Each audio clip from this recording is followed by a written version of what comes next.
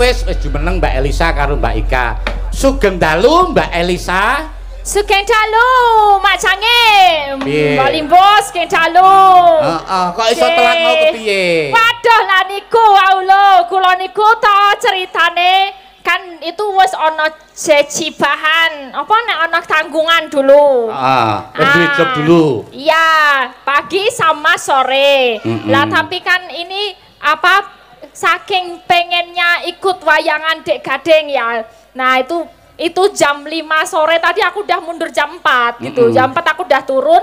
Lah hari Minggu Wonosari macet. Rono macet lah. Di mobil naik itu sampai semua diganjel watu. Waduh, itu melorot gitu. Pusing aku.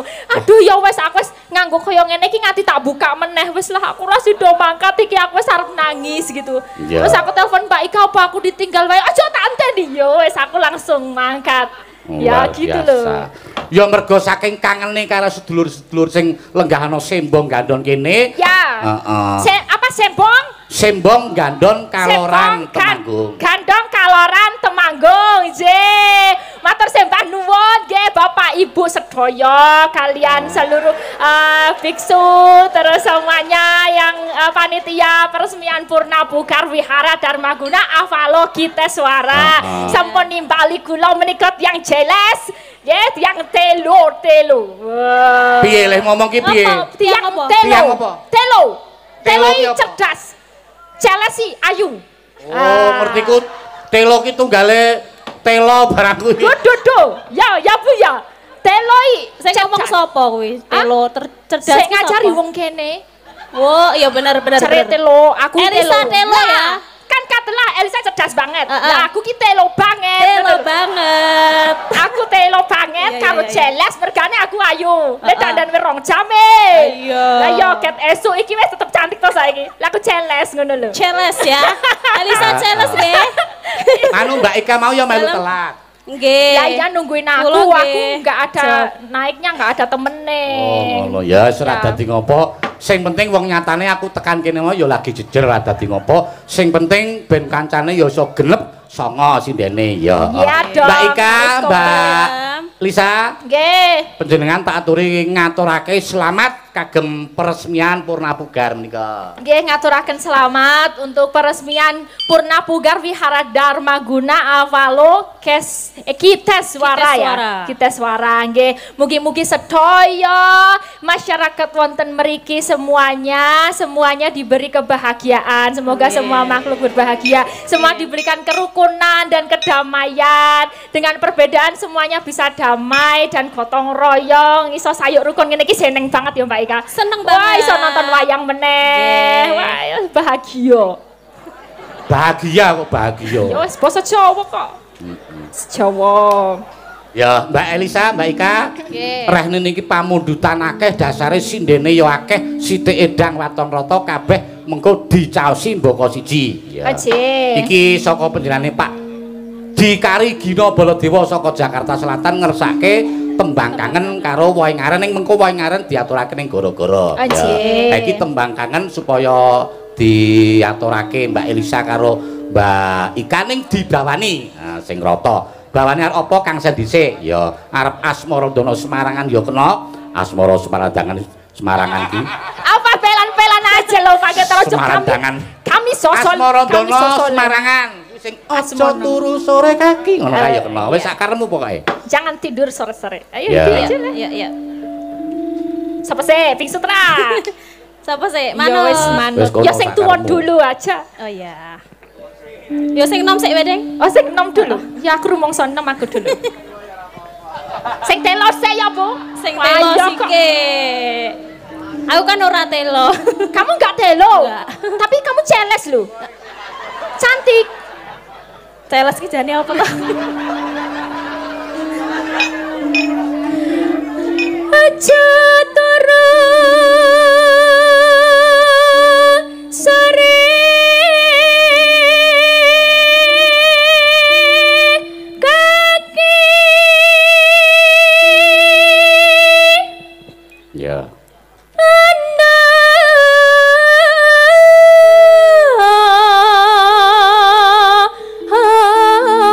dewa nganglang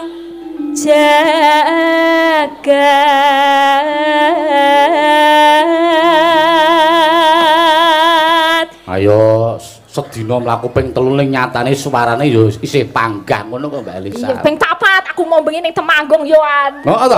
Kandhane kok. Sedina sewengi ping 4. Durung turu aku iki. Demi rene apa komen yo. Ayo. Yo Mbak Celes yo. Ya dioper nang gone Mbak Ika. Nyangking pokor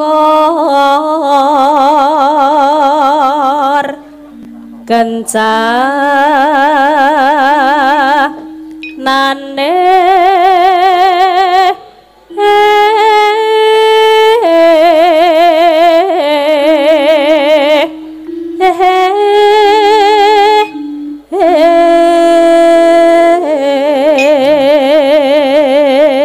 Gandeng akeh pamundutan ya karo macake request ya Nok ya. Nggih, nanti Ya. kalau ada yang kesisipan lupa. Aja nganti ana sing kesisa. Ya. Iki sing lumantar layang ya.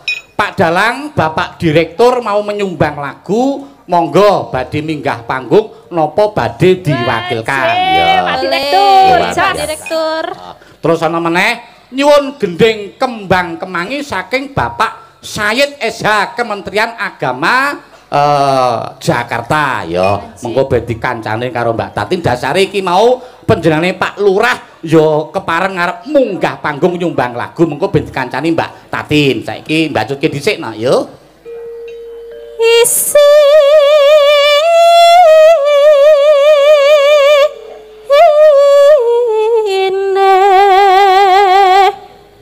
tungota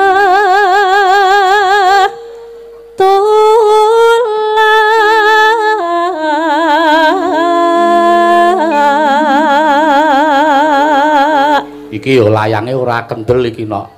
Iki disertai nganggo bebungah kanggo kanca-kanca warga laras.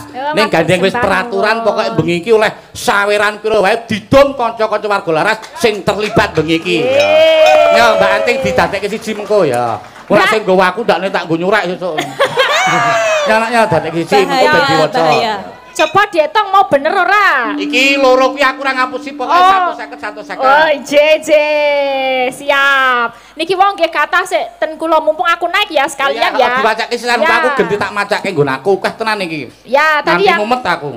yang masuk di tempat saya dari Pak Ranto Purworejo minta podang kuning udah nyawer 1 juta. Wah, luar Simpan biasa. duit. Ya. Ana meneh Wah, ada lagi. saking Bu Rosi Hongkong. Bu Rosi Hongkong, Ngersaken sinom nyamat kalian ireng manis sampun transfer 500.000. Wah, seneng aku nek ana sing ireng tur manis. Ana susulan meneh nyo sing macake genti sampean nyo, Mbak Ika nyo. Ya. Layang meneh. Ya. Sandang kelawan pangan.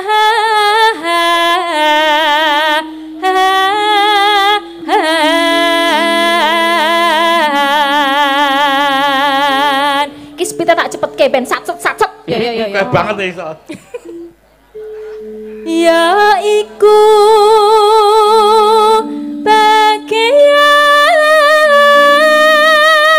bagian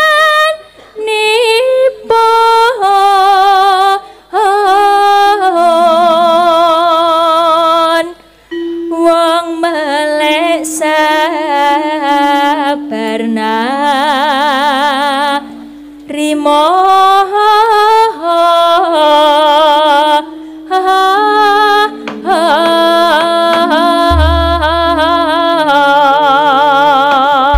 Karo diwaca ana. Ya. Dari aku dulu ya. Heeh. Ajeng. Loh, Ajeng iki ngopo? Endi? Oh, Ajeng. Tak kira Ajeng arep ngopo. Ajeng nyumbang lagu. Menika Pak Camat kalian Muspika, Pak Kepala Desa Ajeng naik panggung pas limbuan. Oke. Bareng. Siap. Pak Rebimas Kementerian Urusan Pendidikan Budek. Apa ini? Buda. Hah? Buda. Oh ya salah tulisannya. Ini mataku yang udah blabur ya. Mohon maaf. Matane jaluk diculek. Sawan, mataku jangan diculek. Ojo ya. Larang iki matane. Pendidikan Buddha RI badhe nyumbang lagu pas limbuan. Oke, siap. Satu lagi. Lah kok aku kabeh? Pisan. Kagem volunteer satu nafas dalam dama nyuwun lagu gugur gunung. Sis, menika dawuh. Ana meneh tondo tresno mangke dalu nyuwun sosideman dijenglengake saking Ibu Hamidah 500.000. Matur sembah nuwun. Yo, lagone diatur dhisik no, mengko gek lera-lere genti gawe. Yo, kanca-kanca.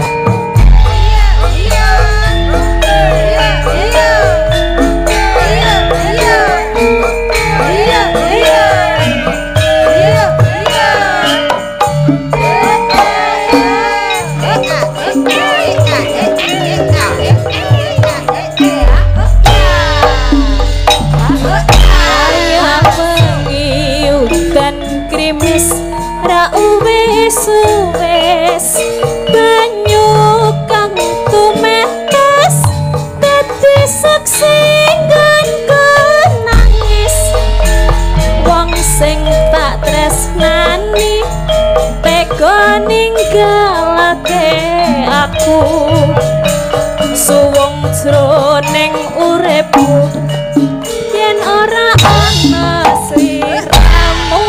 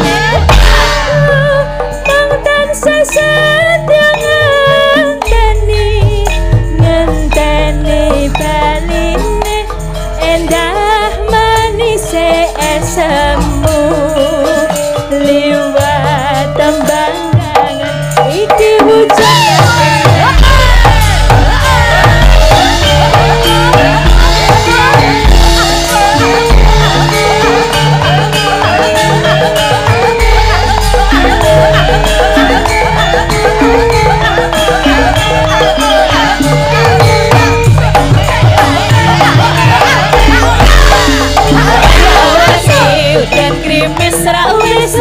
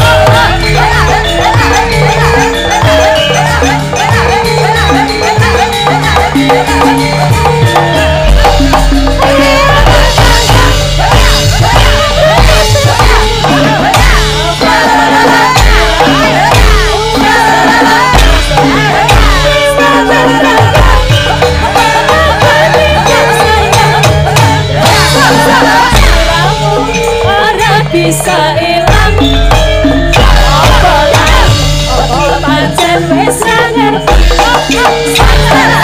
aku mantan sesatnya ngenteni baline endah manis esemu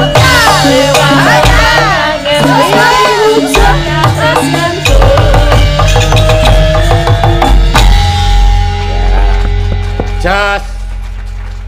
Ya, wis ben lenggah dhisik. Mengko ireng manis diaturake meneh ning mengko ben rata ya. Terus karepmu minangkani pamundutan iki diaturake pakurmatan dhisik panjenengane ingkang badhe sami minggah panggung supaya minggah panggung ben dikancani karo adhiku wedok Mbak Tatin. Terus ya Mbak Tatin dhisik wae ben dikrubut karo Pak Camat karo Pak Lurah. Ya.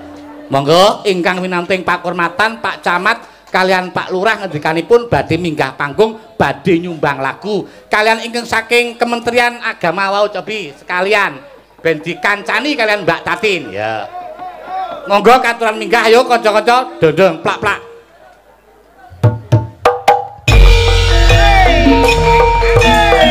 ayo Mbak Tatin disebut Mbak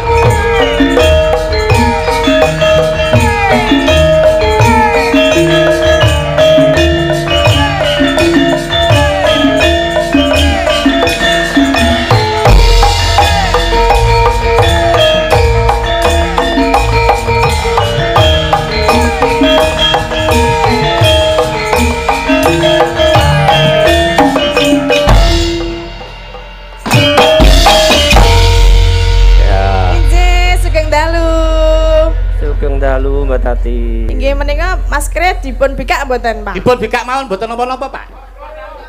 Kula tak ngalih. Kula tak ngalih mengke ndak anu. Mumpung menika di live streaming menika ingkang mirsani hampir 5.000, Pak. Wah. Channel. Malam ini Alhamdulillah. luar biasa. Nggih. Nggih, matur nuwun. Cilemas. Oh nggih, kajenge jelas nggih. Jane nggih mboten pikantuk lho, Dik. Inggih. Ampun sewu, awit pamundutan Pak Ki Geter. Inggih. Monggo kalian warga Laras. Kalian Mbak Tatin mboten namung kula, Pak. Kula bikake napa pripun? Mas. Oh, ketae kaya suwi. Nggih, menika kalian Bapak sinten? Asma kula Pak Supriyadi. Oh, Bapak Supri. Nggih, menika Pak Camat, Pak Lurah, Pak. Kawula saking Jakarta. Oh, saking Jakarta. Kementerian. Oh iya, saking Kementerian ya? Yeah. Oh iya, sugeng rawuh Bapak wonten matur nuwun. mriki Temanggung. Wonten Sembong, Gandon Temanggung. Nggih, jenengan mah luwih hafal Mbang kula. Nggih menika ajeng nembang menapa? Napa? Waduh. Pramen. Waduh. Mbak Tatin, mbok pilih badhe keparing-paring pangandikan rakyatan sak lima nggih. Nggih, nuwun sewu. Kawula nyuwun pangapunten mbok bilih dereng saged atur tembang dumateng keluarga Sembong Gandon Temanggung. Awit kawula nek nembang malah badhe kabur sedaya mangke. Nah, swanten kula mboten sae. Nah, mangke kula nitip mawon kagem Mbak Tatin ingkang wakili kawula. Ah niku penting niku. Nek Ingkang kula suwun mangke para rawuh, para katang ingkang wonten Sembong Gandon Temanggung ugi ingkang wonten sedaya live streaming. Kawula nggih followeripun Ki Dalang Sena. Inggih, Pak, matur nuwun. Mugi-mugi rawuhipun Ki Geter ingkang mewakili Ki Dalang Sena. Kalian nak gading, Pak. Kalian Kang Putra, Kang Ki Putra Gading Pawukir. Putra Ki Sena Nugroho almarhum. Nggih, matur nuwun. Nah, kula namung mirsani sabetanipun Ki Gading wadal sepindahan manggung kalian Ki Geter. Nggih. Wah, saya sangat niki. Nggih, nyuwun pangestu mawon, Pak nggih. Mugi-mugi rawuhipun panjenengan sedaya warga Laras wonten dukuh Sembong Gandon Temanggung mriki saged ngobati ya. Nggih. Ngobati kang-kanganipun para rawuh ugi para follower Ki Sena Nugroho. Nggih. Mboten namung acara peresmian, Mbak nggih. Nek perlu benjang menawi bersih desa ngundang malih warga Laras cocok nggih. Ingkang kaping kalih kalau wonten matur panuwun dumateng warga Laras ingkang tansah ngururi kabudayan Jawi kanthi wayang punika saged dipun paringaken nilai-nilai luhur ingkang dados pangagemipun kawula sedaya. Mugi-mugi kanthi nilai-nilai menika sedaya saged praktekaken dumateng anggenipun bebrayan wonten sakeluarga ugi wonten masyarakat anggenipun bangun negara Indonesia ingkang maju ingkang berdasarkan Pancasila dan Undang-Undang Dasar 45. Nggih, kasih ya Bapak. Pangapunten kawula dadi saged nembang. Nggih. Nggih, kula kintun tembang mawon mangke kula titip dumateng Mbak Tatin. Oh nggih. Kula nyuwun mangke ya tembangipun apa nggih? Napa Pak? Sing kira-kira apa nggih? Sing kira-kira kula mboten saged Pak. Ah, kula niku pernah nate mireng tembangipun Mbak Eri san mesekat nggih. Ingkang Pak Hadi Sasono nggih. Ah, mangke pas diwakili niki mangke kalih Pak Paniran. Nah, niku rencang kang ingkang remen nembang. Oh nggih, siap. Nah, niki kula titip rumiyin dumateng warga Laras. Nggih, matur sembah nuwun. Pangapunten kula nyuwun nuwun niki. Nggih, matur sembah nuwun. Matur sembah nuwun Pak Supri nggih. Nah, dijemput Mbak Tatin, Bapak dijemput. Nah, alon-alon. Jemput. Sing arep makili mau. Heeh. Ah iki wis do gocek-gocekan dhewe ya. Menika kula ulungi mik mawon nggih. Menika sugeng dalu, Pak. Sugeng dalu. Wah nggih. Nuwun sewu kula wau sampun antigen kok. Pun negatif niku wau. Surate ten pundi kok lali Pak. Ah nggih, pun kula pitados. Oh nggih. Nggih, menika kalian Bapak sinten? Pak Paniran. Paniran. Oh nggih. Kula menika bawanipun. Mosok to nggih? Lah nggih. Oh nggih. Lah nek mboten diperintah mboten wantun kula. Ah nggih. Menika ajeng ngaturaken menapa riyen? Kula tak anu ya. Pak Dalang. Nggih, Pak. Kula niki wah ngepen sanget kalian warga Laras menika kalih almarhum Bapak Sena Nugroho. Wah kula nggih luar biasa. Mas Gading menika wah luar biasa perkembanganipun. Sampai menika waranggonipun kula apal menika. Iji ta apal. Saged dites menika apal kula. Saniki saking mriku sinten? Ah, ditestin. Nggih. Bu Prastiwi. Oh, niku Bu Wahyu. Iya. Bu Tiwi.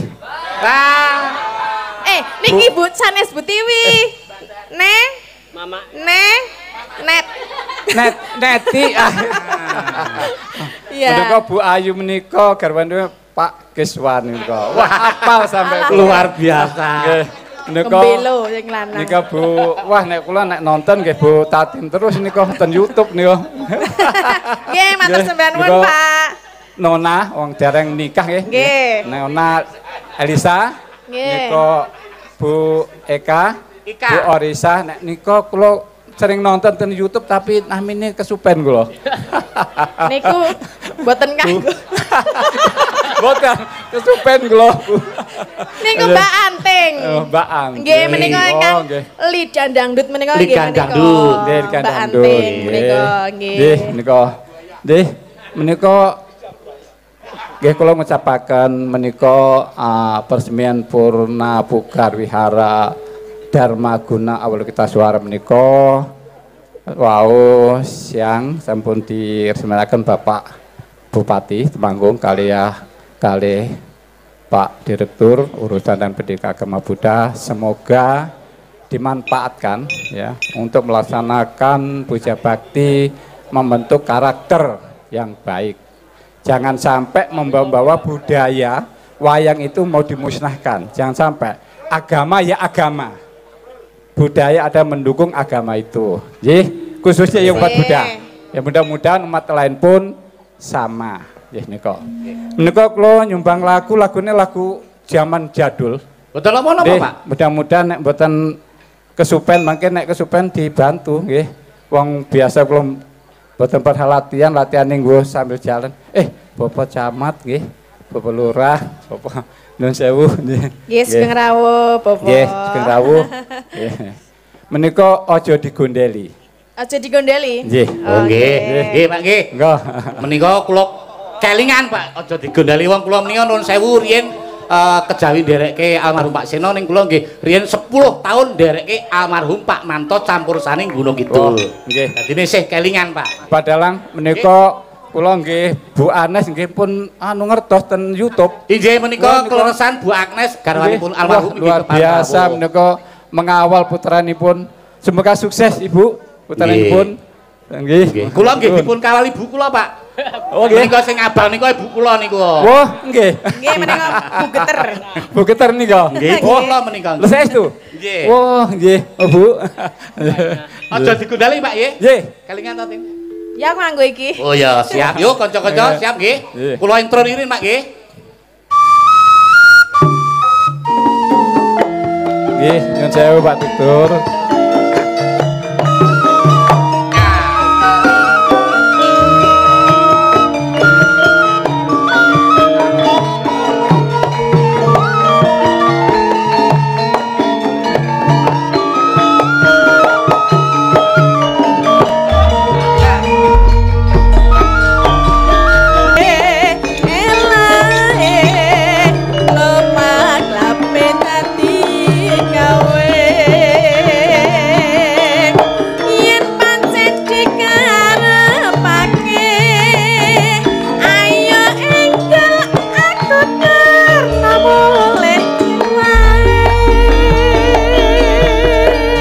Wah, aku kelakon Pak Krasan nyanyi karo Bu Tatin ini. Cita-citaku sukses. Alhamdulillah. Wah, jangan bersyukur.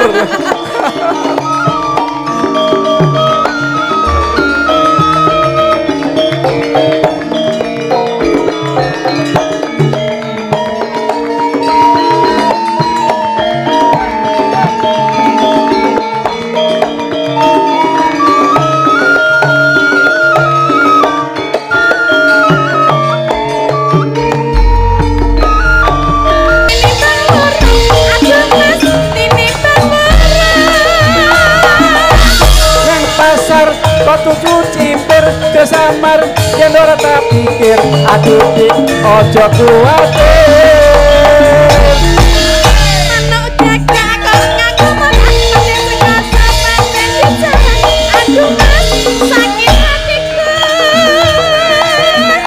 ono kadal mangani roti dan tak budal aja digondeli aduh dik ojo digondeli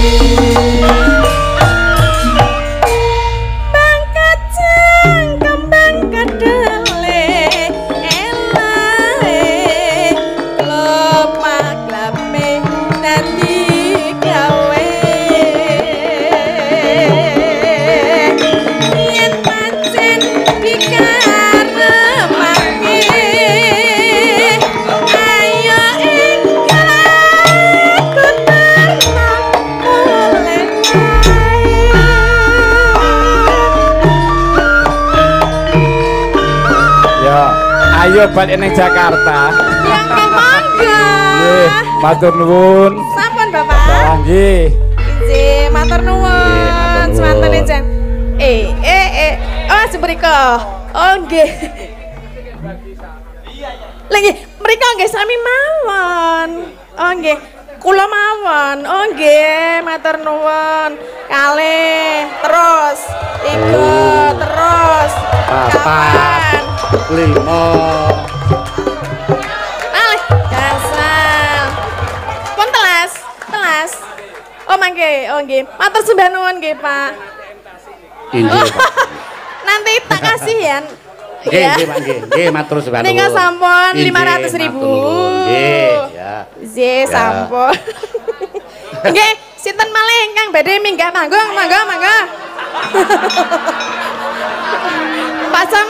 Pak Camat kalian Pak Lurah Mbak Tatin wau sing kepengin minggah. Monggo Pak Camat. Sisan, Pak Camat kula nate pinanggih lho Pak. Monggo. Pak. Monggo Pak. Monggo Pak Camat. Laturi minggah wonten ing panggung. Sesarengan kalian Pak Lurah.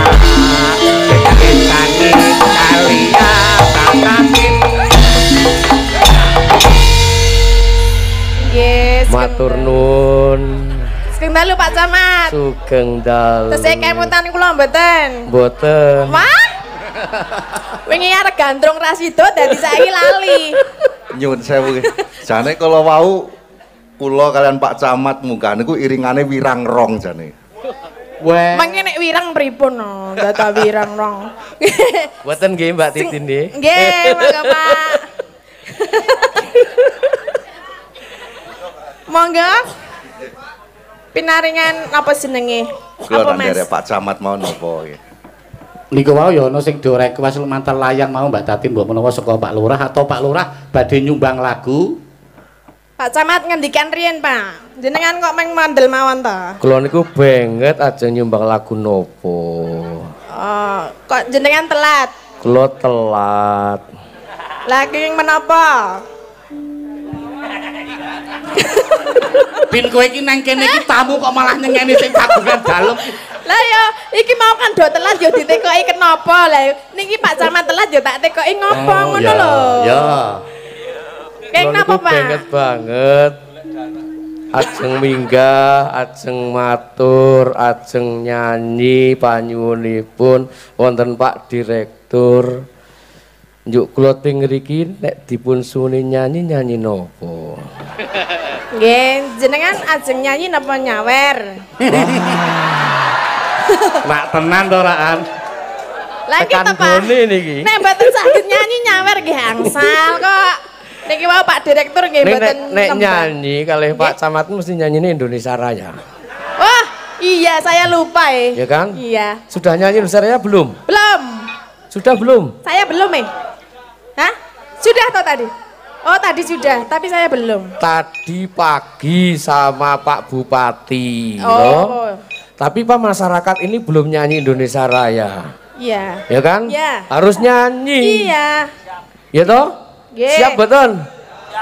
Kalau siap berdiri semuanya. Yang lainnya duduk, yang sana berdiri. Iya enggak, kamarnya enggak. Yang sana berdiri, sini duduk, enggak imbang. Kan gitu? Nyanyi Indonesia Raya. Setuju? Nah, kalau setelah nyanyi Indonesia Raya nanti camatnya nyanyi khusus. Buat kita semuanya. Yeah. Yuk, kita sama-sama nyanyi Indonesia Raya diri sendiri panjenengan. Hah? Kula ta, Pak?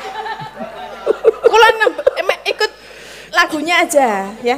Takutnya salah. Monggo Bapak Ibu, sarah-sarengan kita sedaya, kita jumeneng nguri-nguri kabudayaan. Amargi awake dhewe niku piyantun ingkang nerasaken perjuanganipun para pahlawan, para leluhur ingkang sesarengan berjuang memerdekakan jinggo Indonesia merdeka. Nah, sepakat? Mung nyanyi Indonesia Raya wae kok do abot. Halo? Ini doa sabda, doa kita semuanya. Semoga para makhluk berbahagia. Amin. Setuju toh? Ya. Nderekaken wiyaga para sinden lan ugi dalang Ki Geter kalian Ki Gading putra saking almarhum Bapak Seno Nugroho tansah pinaringan agunging saking Gusti ingkang Maha Luhur. Mugi kita sedaya pinaringan kaluhuran budi ndadosaken kita pepanggihan wonten ing ngriki pinunjul unggul ingkang samudayanipun kebak berkah ingkang barokahi lan kebak barokah ingkang berkahi. Matur nuwun kinurmatan samudayanipun kita dipun paringi anugrah saking Gusti sapunika mbikak lan miwiti saking purnaning wihara nggih saking purna pugar vihara ingkang kala wau sampun dipun resmekaken lan dalu menika kanthi lelakon apa lakoni? Bangun Candi Saptoarga, Pak. Bangun Candi Saptoarga, membangun rumah, membangun negara, pitu gunung. Muga-muga ndadosaken kita pinaringan slamet wilujeng, rahayu widodo lan wibawa sak panunggalanipun. Hiduplah Indonesia Raya. Merdeka, hiduplah Indonesia Raya. Terima kasih. Kirian ambul lenggah rien tasih enten setunggal. Oh iya kan. Wah, sampean bersyukur duwe camat Ja'far. Urung ono camat ngejeki koyo ngene iki kan. Ini membangun cinta tanah air. Sebagian daripada iman. Ayo berdiri lagi ngucap Pancasila. Oh iya. Ini doa tadi itu biar Indonesia memasyarakatkan Indonesia Raya dan mengindonesia rayakan biarlah Indonesia Raya itu jangan miliknya wong dek upacara ketok jangan. Iya 70 sekian tahun merdeka harus kita miliki bersama-sama. Nah Pancasila harus juga ditancapkan saat ini di bumi Nusantara, bumi Pertiwi supaya tegak fondasi omahnya ini. Setuju? Terima kasih tadi jenengan pun lenggah, pantate panas, takjak berdiri, kersanipun darah mengalir dengan lancar, gitu. Tur imbang sing ngriko jumeneng sing ngriki lenggah to. Nah, men padha adil nggih. Oke, siap Pancasila. Kita negara Pancasila harus diucapkan. Ini doa penting membangun Indonesia kecil dari Kaloran, dari Gandon yang Bhinneka Tunggal Ika. Oke. Siap? Pak Dalang siap? Nggih, Pak. Oke. Bangun Candi Sabto Argo. Pancasila. Pancasila. Satu. Ketuhanan yang Maha Esa. Dua. Kemanusiaan yang adil dan beradab. Tiga. Persatuan Indonesia. Empat. Kerakyatan yang dipimpin oleh hikmat kebijaksanaan.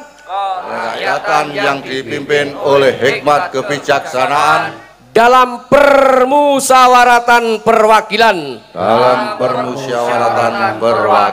Lima. Keadilan sosial bagi seluruh rakyat Indonesia.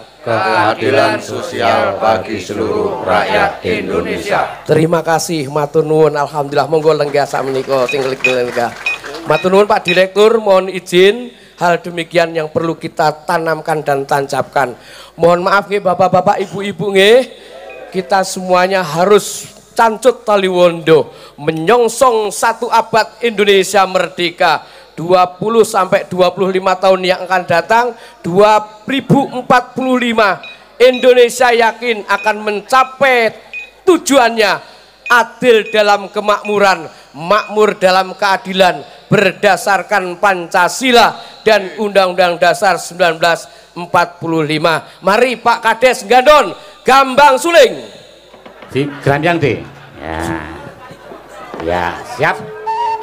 Bang Gambang Suling Gambang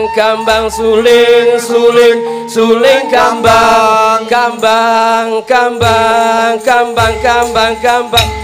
Gambang Suling kumandang suarane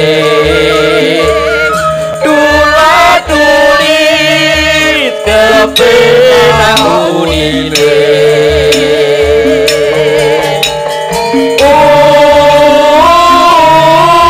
uninemu ngrenyuhake relang ketrung dipun suling sigra keterangane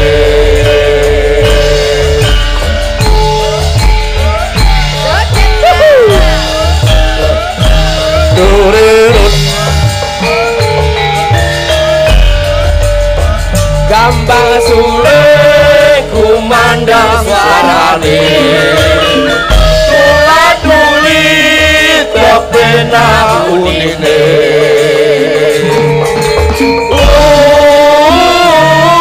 uninemu ngrenyuhake bareng lang kentrung ketipung suling sigra kendangane. Matur nuwun Pak Dalang, derek bingah, derek remen, masyarakat Gandon, Pak Direktur terima kasih. Kegiatan sejak hampir 3 tahun sudah dinanti dan ditunggu. Namun Tuhan berkehendak lain adanya masa pandemi Covid. Hari ini Tuhan berkehendak. Semoga berkah barokah. Amin. Amin. Terima kasih, masyarakat sudah lelah, sudah capek, sudah bingung, sudah gelisah dengan pandemi Covid. Gini apa nggih? Barang-barang do langka, larang minyak ora nono. Kak ngaten iki. Mudah-mudahan berangkat dari Gandon, doa kita ini semuanya nanti Tuhan jawab, Tuhan keridhoi dan Tuhan kehendaki masyarakat do seneng bahagia. Amin. Murah dan berkah barokah, terhibur oleh dalang sinaoso Pak Seno Nugrosedo, tapi beliau alhamdulillah rawuh di sini seneng meresani awake dhewe. Amin.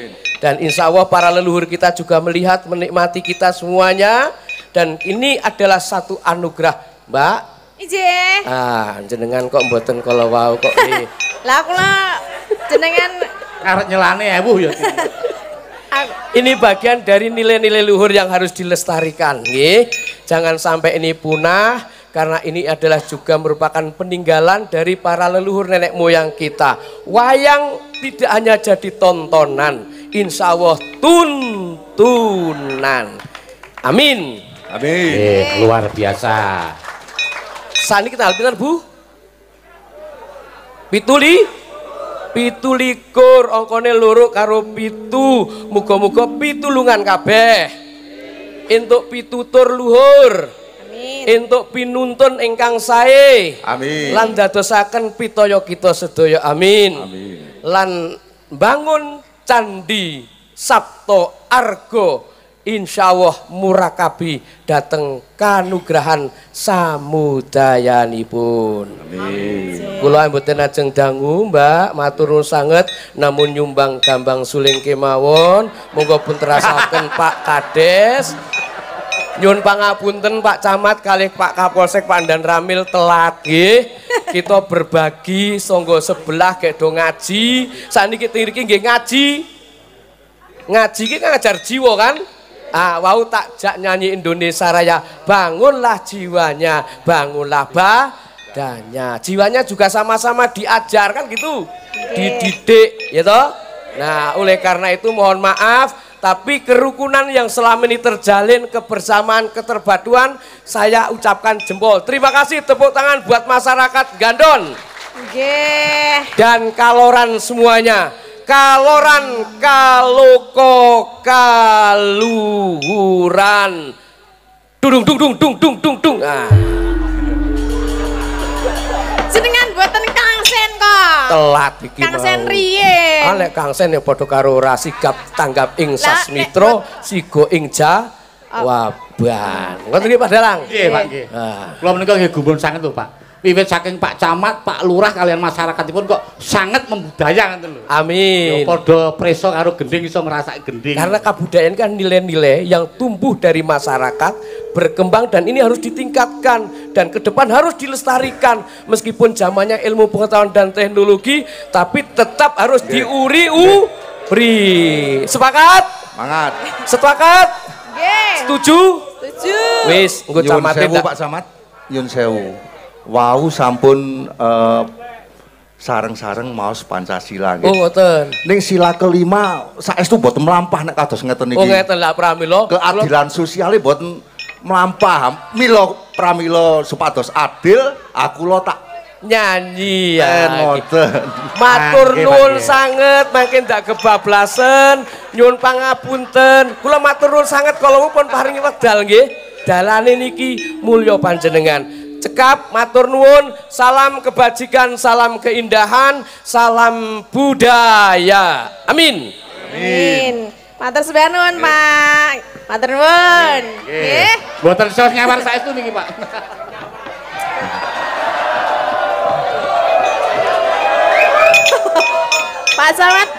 Pak Camat mboten isin kalih liyane. Nyun sewu kula nggih tak nderek gladen nggih. Oh nggih. Mumpung niki kepanggih kalian warga laras. Nggih, jenengan ajeng kalian niki napa kalih sinten? Napa kula niku nggih seneng kalih napa warga laras zaman Pak Seno almarhum. Nggih. Anenge nggih nyun sewu mboten mengikuti atau mboten kenal sedoyo. Ya namung ditunjuk mawon kalih niki ngenten. Kula tak kalih sing cilik niku, kula sok remen sing kalih cilik-cilik kok. Berarti Ayo Mbak Anting. kan ngenten Ayo, niku. jumeneng, Mbak Anting. Nggih. Saya duduk ya? Ya, Oke. Ya, Mbak. Ben roto kancane. Nggih kersane rata nggih. Pak, kula mboten iso nggodho e. Pak Lurah ki ora sagodhom kula. Teko digodho mawon ra apa-apa. Kula biasa digodho kok. Kula dereng cukup. Dereng cukup umur. Nggih. Waduh. Kena pasal mangkene iki nek urung cukup umur. Di tangleti ngersake lelagon apa, Pak? Bapak ngersake lelagon apa nyawer? Nggih. Oh. Kayak Langsung dijujuk. Kayak pancen. Kersane Adil ya lelagon sik njur gek nyawer kan ngono nggih. Ngapunten Pak, kula nggih mung derek Mbak. Saestu ngeten iki pun membudaya. Dadi kula ya wis ancang-ancang ora ketung mau adol pitik loro. Wis rencana kula niku. Pak Lurah kok nyawer nganti direwangi adol pitik loro. Samar nek kon munggah nek ora nyawer ya kepripun nggih. Lagune napa, Pak? Sinom Parijada mawon nggih, paron nggih. Nggih, siap, Pak. Kula tak 5 jenengan neruske 3. Nggih. Dasaripun menika wau nggih nganu Pak ngaten. Menika wau saking sedulur kula Ibu Rosi saking Hong Kong nggih kepareng ngersaken Sinom Parijata Nyamat. Nah, sisan dipun minangkani pamundhutipun Ibu Rosi. Nggih. Anting iki tanggung jawab, ngancan iki tanggung jawab nyenggaki lho. Nek mboten disenggaki mboten pas saestu. Ya karo diwangi ibu-ibu penan. Neno semanten Pak. Oke. Niki nek ora karo buka niki kamuse mboten pas. Mboten napa-napa, Pak.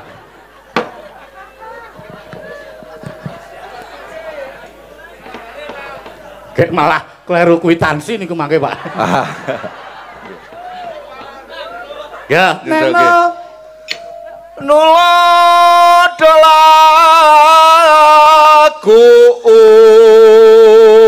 luar biasa. Tomo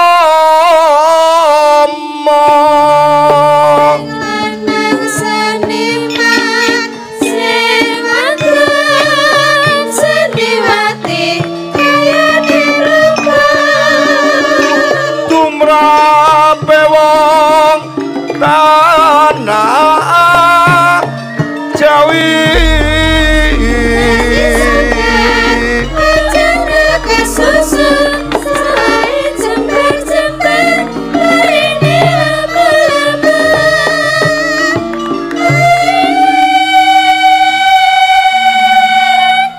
Wah, kula nek nembang ting omah niku kaya wis apik mandang nang kene kaya ngene sendredeg lho.